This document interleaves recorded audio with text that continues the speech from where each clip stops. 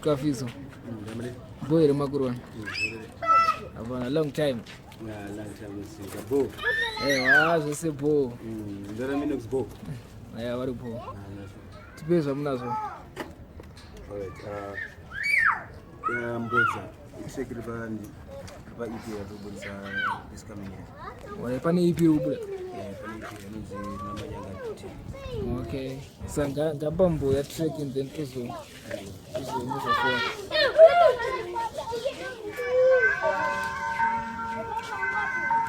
Cool school.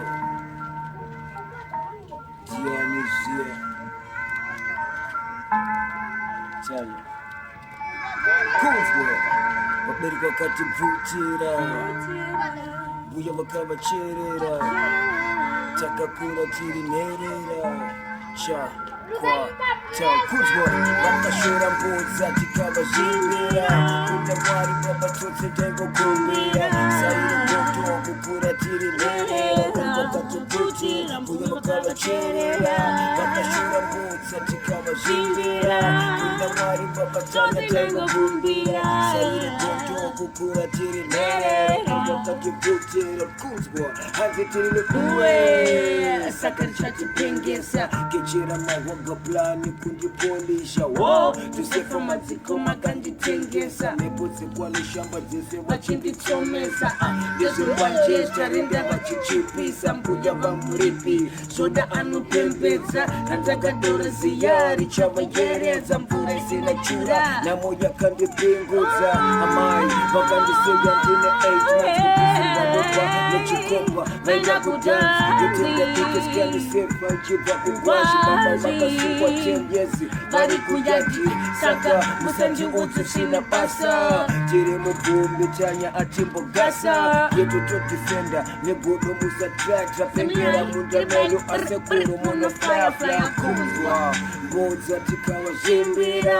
Kuna mari baba chanya changu kumbira Sairi konto kukura tire nere Wakati putira mbuya wakava cherera Bakashora mbuza tikawa zimbira Kuda mwari baba chanya changu kumbira Sairi konto kukura tire nere Wakati putira kuzwa Ndakazofunga Zakazama Ndobanetanya Kutanga jambwa minyama Bakangirwa magizo Sandikanga nohama Avune marara Chechamba chikwama Ndakazofunga Zakazama Ndobanetanya Kutanga jambwa minyama Bakangirwa magizo Sandikanga nohama Avune marara Chikwama Kuzwa Andisindo daini Chimbari Acharonda ini Ambiro kune Aindironda ini Kuparara kwa akaipanda chokunda gini Andisindo daini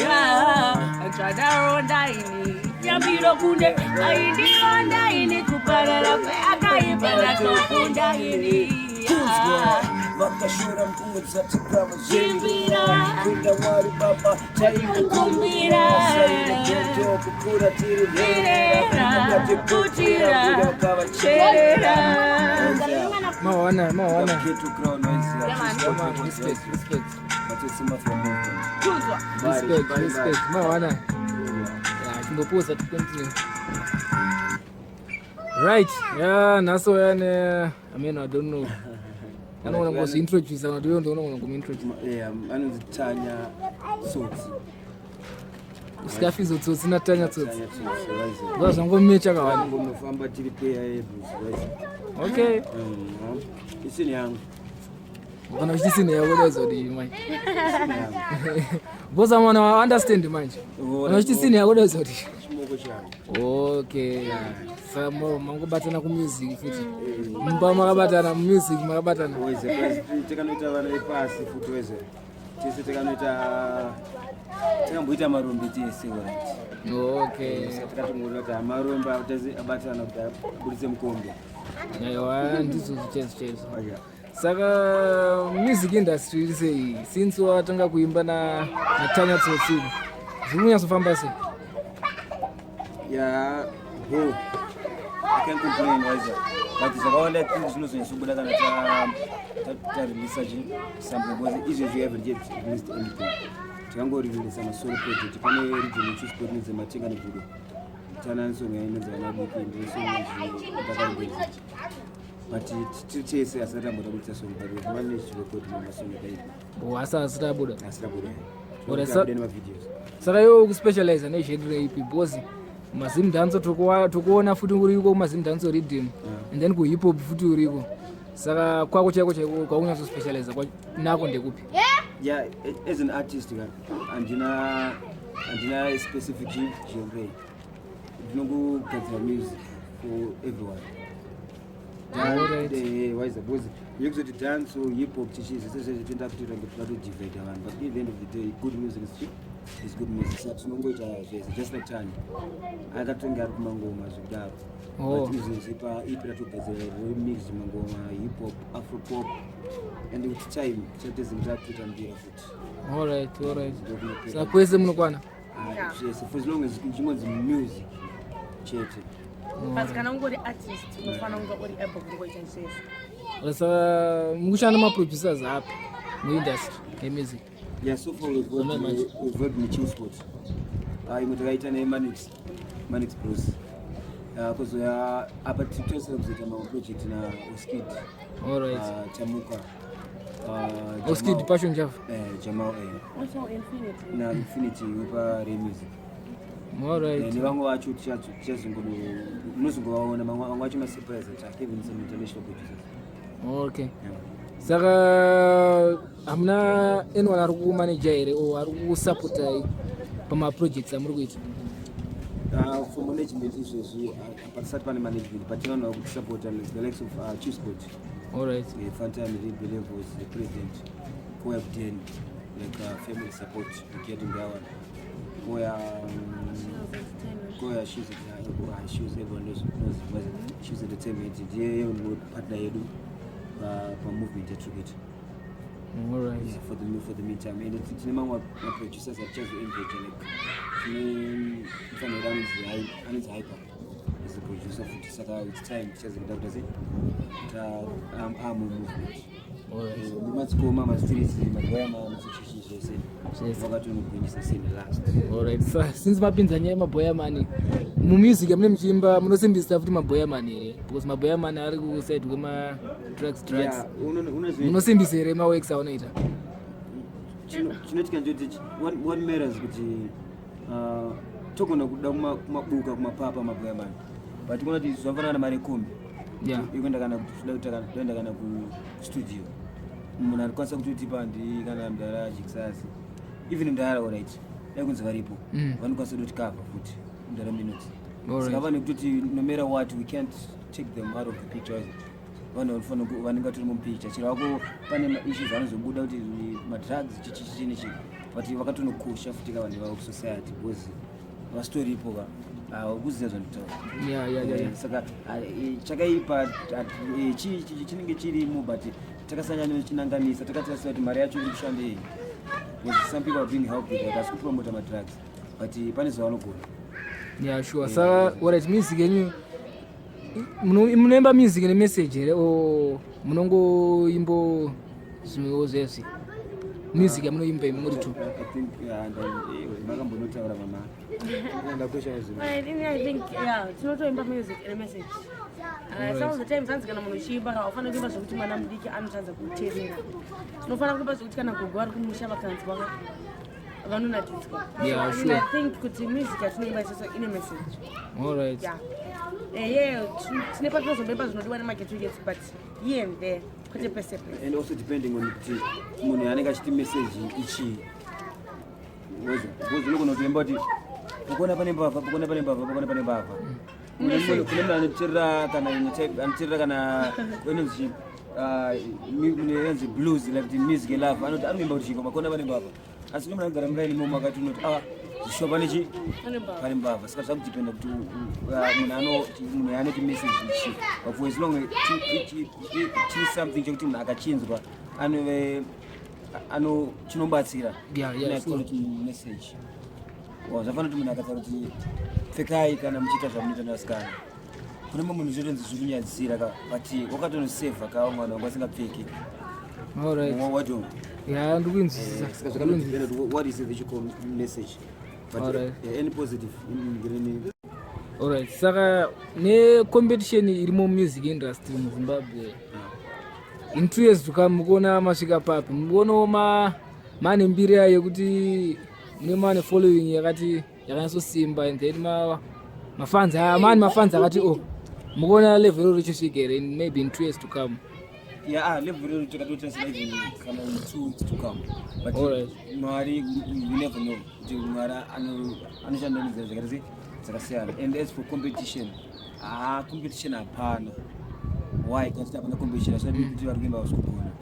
It's also psychological attitude to music. Takafunga kuti tudakombitana naningi. Wedzera takangonogadzira music kana vanhu vanakirwa nayo vanakirwa kana isiri bo takavhunza tatadza papi takagadzirisa. So you Wedzera music industry na competition. We never competing, but kana kune vanoita competition ndiwo vanoita competition. Isusu tikungoimba music. Yeah, sure. What about kuma video productions? Yeah, video. Mune video amuchaita here pamberi apo. Tine takabuditsa mukondo makaenda pa YouTube iripo.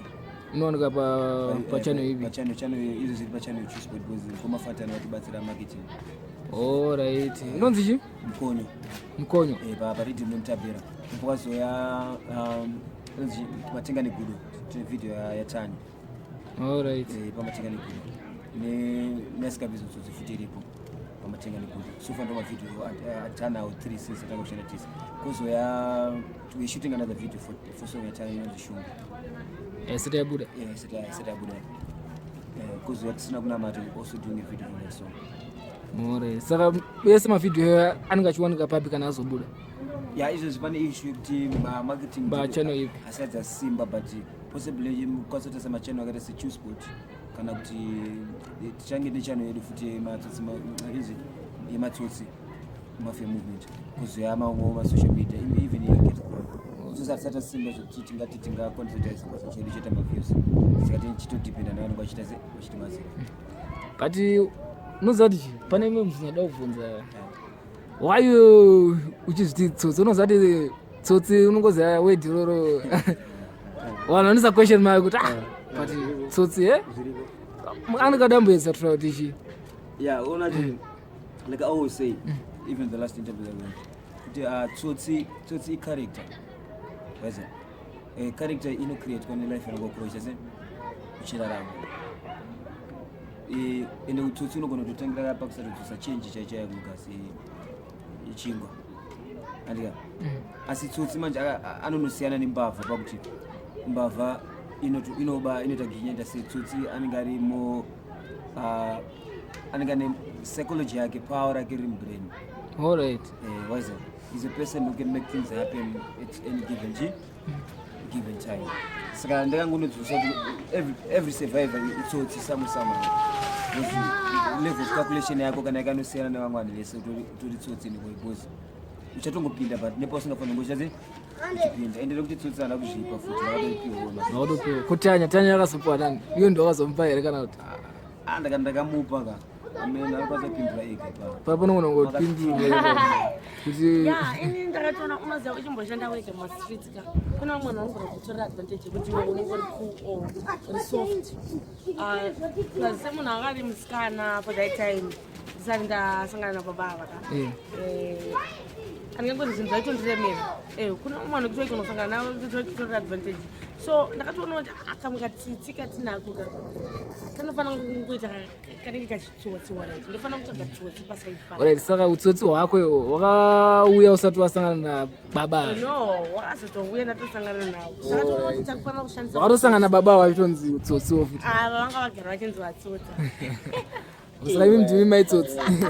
Yeah. Alright, aripo apa ndapanzwisisa ndopambane question mark yangu yekuti yai awediri.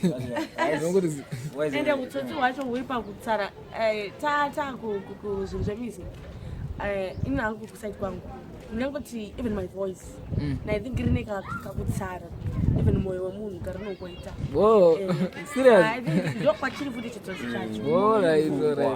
Yes. Wanda pabata. Saka munokurongoti paime freestyle. Timbonzi wedu. Mama freestyle inzi Satan. Alright. Ngaiwe. Ndiani zulu, takanyora muziki. Alright.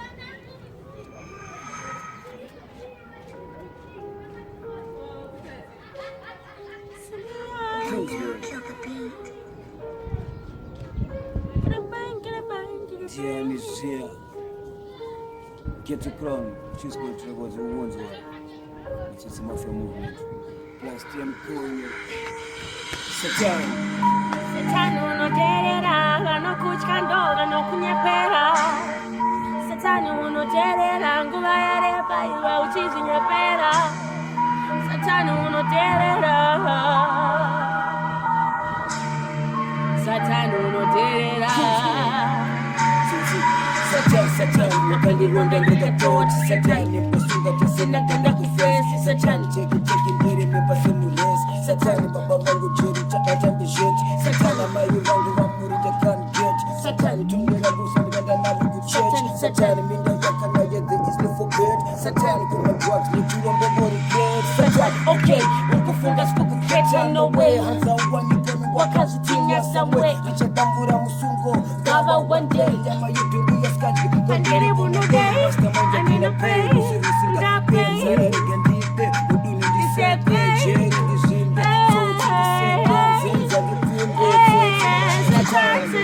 Satan unoterera, vanokutya ndo vanokunyepera. Satan unoterera, nguva yareba iwe uchizvinyepera. Satan unoterera. Satan unoterera. Mawana. Kumberi. Satan makamnaka base.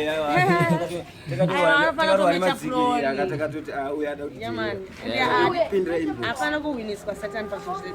Yeah, sure. Share my drugs. Sasa amana kuna mwana ngoda uzobateka muno toro tumuone papi so but tine mukosenda ku email Scarfizzo official Chihota.com kana contact ya Fantani and kuyakwe no chashika iko ni contact even yan Ghetto. 077 778 52340. maybe mafanzi vanoda kupromotewa men ngobata ipo even sponsorship roba ngwachi baba tuchene. Yeah, sure. Because marema video yatsonga. Thanks for your time.